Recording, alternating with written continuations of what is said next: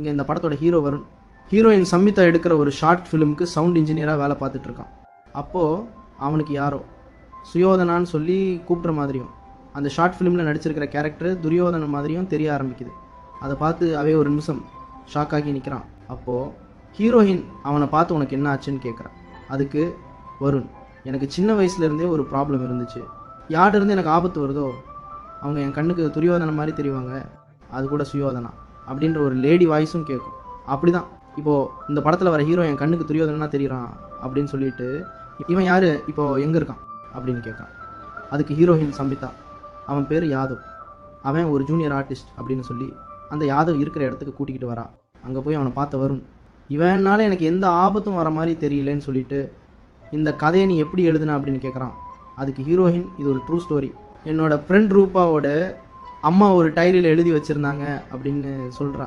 அதை கேட்ட வருண், அப்போது இந்த கதையில் நடித்த கேரக்டரால் எனக்கு ப்ராப்ளம் இல்லை, இந்த கதையினால தான் எனக்கு ப்ராப்ளம் அப்படின்னு அவனுக்கு புரிஞ்சதை அவகிட்ட சொல்லிவிட்டு அந்த ரூபாவை தேடி போய் பார்த்து அவங்க அம்மா எழுதின அந்த டைரியை வாசித்து பார்க்குறான். அதில் ரூபாவோட அம்மா ஒரு கவர்மெண்ட் ஹாஸ்பிட்டலில் உள்ள மெட்டர்னிட்டி வார்டில் நர்ஸாக வேலை பார்த்துட்டு இருக்கும்போது மகதிங்கிற ஒரு பொண்ணு பிரசவ வலியோடு அவங்க ஹாஸ்பிட்டலுக்கு வந்திருக்கா.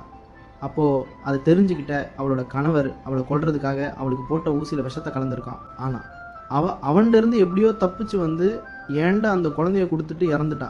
பிறகு நான் அந்த குழந்தைய கொண்டு போய் ஒரு அனாதை ஆசிரமத்தில் சேர்த்துட்டேன் அப்படின்னு அந்த டைரியில் ரூபாவோட அம்மா எழுதியிருக்காங்க. அதை பார்த்தவரும் மகதியோட கணவரால் எனக்கு என்ன ஆபத்து வரப்போகுது அப்படின்ற மாதிரி யோசிச்சுட்டு அவனோட வீட்டுக்கு வந்துடுறான். அப்போது அவன் ஏதோ யோசனையாக இருக்கிறத கவனித்தவரனோட அம்மாவும் அப்பாவும் உனக்கு என்னாச்சு, ஏன் சோகமாக இருக்க அப்படின்னு கேட்குறாங்க. அதுக்கு அவே அந்த டைரியில் படித்ததை மட்டும் அவங்கக்கிட்ட சொல்கிறான். அதுக்கு வருணோட பேரண்ட்ஸும் ரொம்ப ஃபீல் பண்ணி இந்த மாதிரி இல்லாமல் ஒரு புருஷன் இருப்பான் அப்படின்னு அவனை திட்டி பேசிக்கிட்டே அங்கேருந்து கிளம்புறாங்க.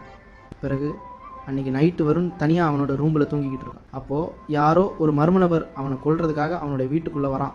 அந்த நேரம் அவனை காப்பாற்ற வந்து அவங்க அப்பாவை அந்த மர்ம நபர் கொன்னுட்டு ஹீரோ வருணை அடித்து போட்டுட்டு அங்கேருந்து போயிடுறான். பிறகு மறுநாள் அவங்க அப்பா இறந்தது தெரிஞ்சதும் அதை நினச்சி ரொம்ப ஃபீல் பண்ணுறான்.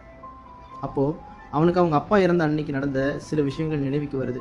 அன்றைக்கி நைட்டு அவன் மயக்கத்தில் இருந்தப்போ அவங்க வீட்டிலேருந்து ஒரு ட்ராலியை அந்த மர்ம நபர் இழுத்துட்டு போகிற சத்தம் அவனோட காதுக்கு கேட்டது மாதிரி அவனுக்கு ஞாபகம் வருது. அந்த சத்தத்தை வச்சு அவங்க அப்பாவோட மேனேஜர்கிட்ட போய் நம்ம வீட்டில் எதுவும் பேக் இருந்துச்சா அப்படின்னு கேட்குறான்.